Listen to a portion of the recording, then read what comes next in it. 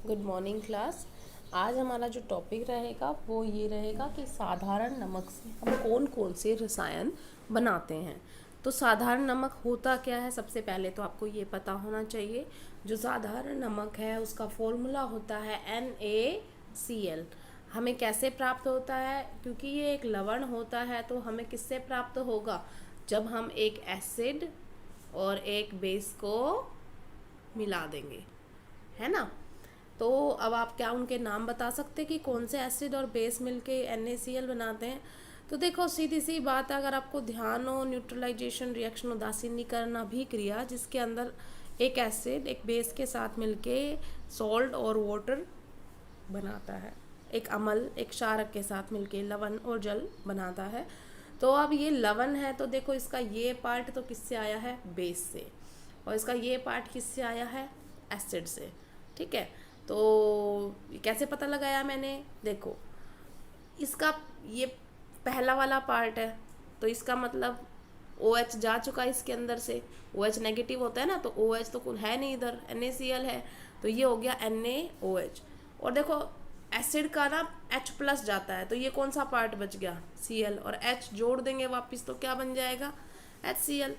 तो HCl और NaOH के मिलने से ये लवण बनता है। कैसे बनता है, ये देखो H और ये OH जो है मिलके क्या बना देंगे, वाटर, और ये दोनों मिलके क्या बना रहे हैं, NaCl। पहली बात समझ में आ गई कि NaCl किसके उससे बनता है, सोडियम हाइड्रोक्साइड और हाइड्रोक्लोरिक अम्ल के विलयन की अभिक्रिया से उत्पन्न होता है। इतना आपको समझ में आ गया होगा।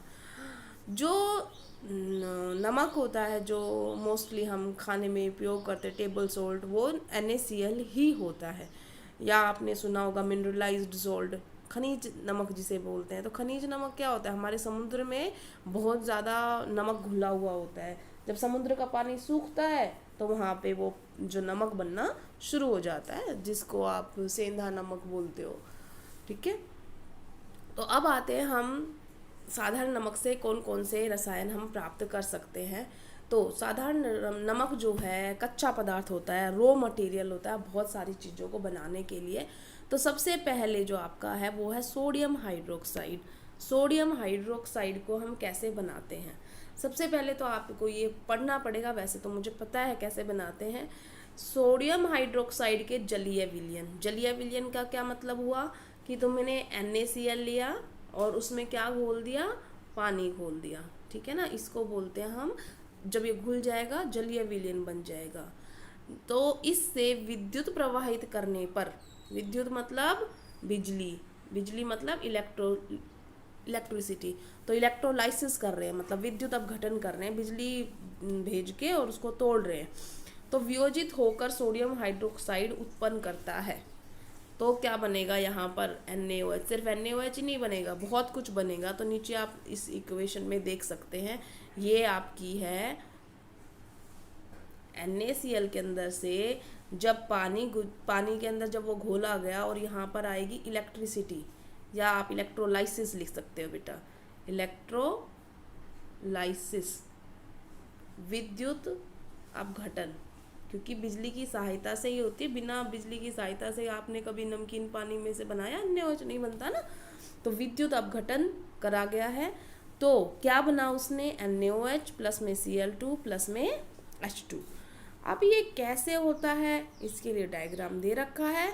ये जो प्रक्रिया हुई, क्योंकि इसके अंदर देखो क्या बना है, क्लोरीन, तो इसीलिए इस प्रक्रिया को क्लोर, और ये क्या बना है, NaOH। NaOH जो होता है एक क्षारक होता है।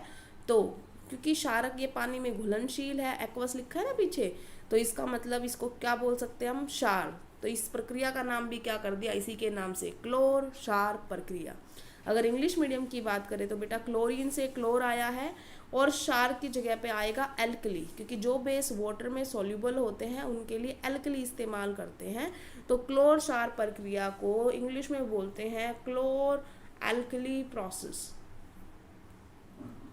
ठीक है, इतना पूरी क्लास को समझ में आ गया होगा। क्या किया इसमें, कुछ नहीं किया, पानी लिया, पानी में नमक घोला, जो ये जलीय विलयन बना, इसको इंग्लिश में बोलते हैं बेटा ब्राइन सॉल्यूशन। क्या बोलते हैं, ब्राइन सॉल्यूशन। तो ब्राइन सॉल्यूशन एक तरीके से क्या है, बहुत ज़्यादा नमक पानी में घोल दो, तो तब उसके अंदर से बिजली प्रवाहित की गई, तो सोडियम हाइड्रोक्साइड, क्लोरीन और हाइड्रोजन मुक्त हुए हैं। तो ये आप देख सकते हो इसके अंदर से।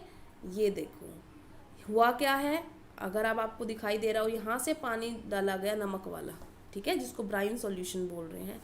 यहाँ पर ये दो जो हैं वो रोड्स लगी हैं, जिनको हम इलेक्ट्रोड्स बोलते हैं। ये एनोड है और ये कैथोड है। कैसे पता लगाते हैं, जिस बैटरी का कनेक्शन पॉजिटिव से होता है बेटा वो एनोड होती है, जिसका नेगेटिव से होता है वो कैथोड होती है। जब हम इलेक्ट्रोलाइसिस करते हैं तो जो बैटरी होती है उसके दो टर्मिनल होते हैं ना, पॉजिटिव नेगेटिव, तो पॉजिटिव से कनेक्ट हो तो एनोड, नेगेटिव से कनेक्ट हो तो कैथोड। इतनी बात समझ में आ गई होगी। हालांकि ये पूरा मैं आपको अगर समझाऊं तो आपको पता नहीं समझ आएगा नहीं, क्योंकि थोड़ा हाई स्टैंडर्ड है, लेकिन फिर भी मैं कोशिश कर लेती हूँ। जैसे फॉर एग्जांपल हमारे पास क्या था, NaCl प्लस में वाटर। तो अब आप सोचोगे कि मैडम ये NaCl2H2 कैसे बना, तो इसको समझाने के लिए पहले आपको ये समझना पड़ेगा कि ये टूट के क्या बना रहा है, Na प्लस Cl माइनस, और H2 टूट के क्या बनाएगा, H प्लस और OH माइनस। इतनी बात समझ में आ गई। अब देखो यहाँ पर एनोड पे चार्ज कौन सा है, एनोड पे ये एनोड इलेक्ट्रोड है ना, इसके ऊपर चार्ज कैसा है, पॉजिटिव, और जो ये कैथोड है इसके ऊपर चार्ज कैसा है, नेगेटिव। ठीक है, तो अब मेरे को बताओ पॉजिटिव नेगेटिव के पास आता है कि पॉजिटिव पॉजिटिव के पास आता है।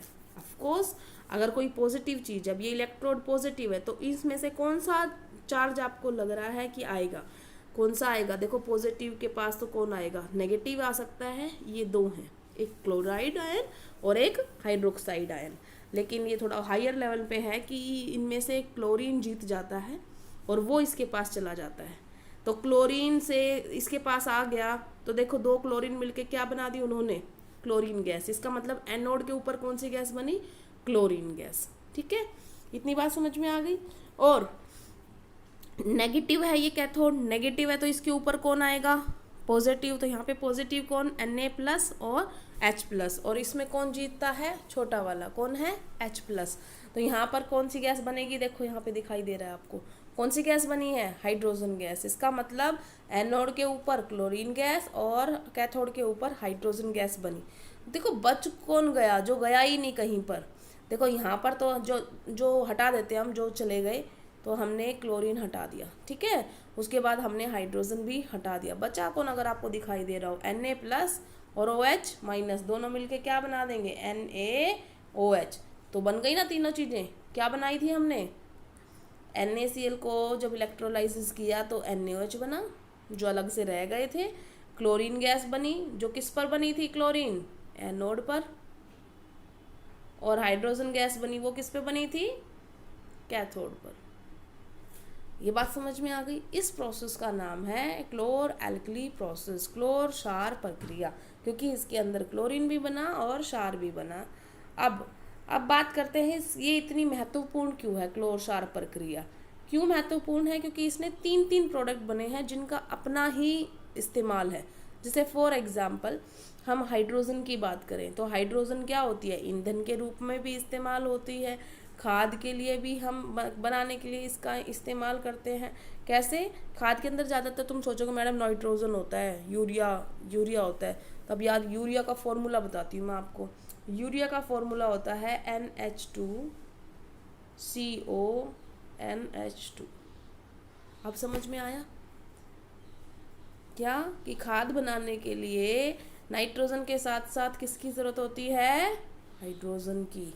ठीक है, तो पहले अमोनिया बनाया जाता है, उसके बाद उसको यूज़ करते हैं खाद बनाने के लिए, और अमोनिया का फॉर्मूला होता है NH3। कैसे बनती है अमोनिया, नाइट्रोजन प्लस हाइड्रोजन, ये बैलेंस नहीं किया मैंने, तो ये बनती है। तो इसका मतलब हमें एक पूरी हाइड्रोजन गैस जो यहाँ से मिल रही है, इससे हमने बनाया अमोनिया, और अमोनिया से फिर बनाया हमने खाद। इतना ज़्यादा याद रखने की ज़रूरत नहीं है, आपने सिर्फ क्या याद रखना है, हाइड्रोजन के उपयोग बता रही हूँ बेटा, एक ईंधन बनाने के लिए, एक मार्गरीन बनाने के लिए, एक खाद के लिए। ठीक है, उसके बाद आते हैं हम Cl2 तो क्लोरीन तो आपने सुना भी होगा, कई बार बोलते हैं ना कि भैया आज पानी वालों ने सफाई कर दी, कैसे सफाई कर दी, आपको सफ़ेद सफ़ेद पानी नज़र आता है किसी दिन, वो क्या होता है, पानी को स्वच्छ करने के लिए, उसके कीड़े मारने के लिए जो होते हैं माइक्रो ऑर्गेनिज्म जो हमें बीमार कर सकते हैं, रोगाणु जिनको बोलते हैं, उनको मारने के लिए डालते हैं क्लोरीन टैबलेट्स। तो ये जो होती हैं क्लोरीन गैस बनी, इसका जल की स्वच्छता हो गई। स्विमिंग पूल, पीवीसी, रोगाणुनाशक अभी बताया था ना मैंने, रोग हो जाते हैं तो सफाई करने के लिए इस्तेमाल करते हैं, ठीक है। CFC होता है बेटा क्लोरोफ्लोरोकार्बन्स, ये भी कंपाउंड है, कूलेंट्स के ज़्यादातर इस्तेमाल होते हैं, इसका मतलब ठंडा करने के लिए जो ज़्यादातर इस्तेमाल होता है, बट अभी तो बैन कर रखा है क्योंकि ओजोन को खतरा है उससे। कीटनाशक होते हैं पेस्टिसाइड्स, तो इसका मेन आप यूज़ क्या कर सकते हो कि जल की स्वच्छता के लिए होता है, रोगाणुनाशक होता है, पेस्टिसाइड होता है, तो हम इसको इस्तेमाल कर सकते हैं। तीसरा जो था वो हमारा था NaOH।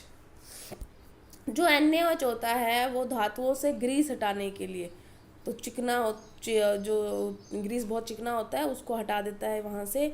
साबुन बनाने के लिए NaOH का इस्तेमाल होता है। जो सोडियम हाइड्रोक्साइड होता है ना, खुद वो थोड़ा सा चिकने होता है टेस्ट उसमें, टच में, ठीक है। तो ज़्यादातर तुम देखना साबुन या अपमार्जक, बेटा डिटर्जेंट को बोलते हैं, तो साबुन हो चाहे अपमार्जक हो, मतलब सोप हो या डिटर्जेंट हो, थोड़े चिकने होते हैं। जब आप रगड़ते हो अपने हाथों को, पानी लगाते हो तो चिकने चिकने हो जाते हैं, वो इस वजह से क्योंकि उनके अंदर सोडियम हाइड्रोक्साइड है, ठीक है। कागज़ बनाने के लिए और कृत्रिम फाइबर सुना होगा आपने, जो मैन मेड फाइबर्स होते हैं, जो आर्टिफिशियल सिंथेसाइज होते हैं, जैसे नाइलॉन, रेयॉन, ये सब, ठीक है। तो आज हमने बहुत इम्पोर्टेंट कर लिया है।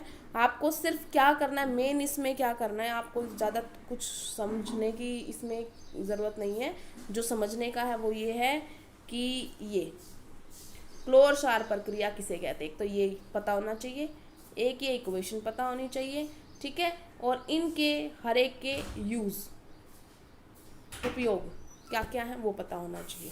डायग्राम याद हो जाता है तो ठीक है, बहुत बढ़िया। अगर बड़ा क्वेश्चन आएगा तो आप यूज़ कर सकते हो उसको, नहीं तो क्लोर क्षार प्रक्रिया का छोटा ही क्वेश्चन आता है, ठीक है। तो आज के लिए इतना ही। Thank you class.